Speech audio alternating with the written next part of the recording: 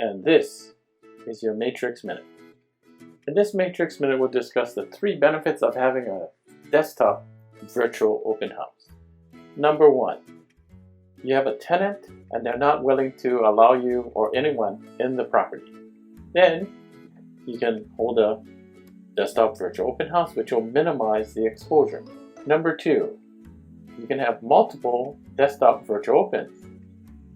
You can have a virtual open in Lanikai, an hour later in Kaka'ako, 1 hour later in Ho'okale, and lastly an hour later, one in Ko'olina. So you have 4 virtual opens in the same day.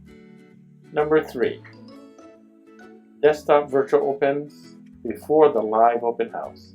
So from 1 to 1:30, they'll have the desktop virtual opens and then try to attract buyers, get them interested to attend their live open house. So if these people come from your virtual open house to your live open house, you know they're interested. Find us on YouTube. We have a channel, High Central MLS, where we keep all of our Matrix Minutes and other training videos.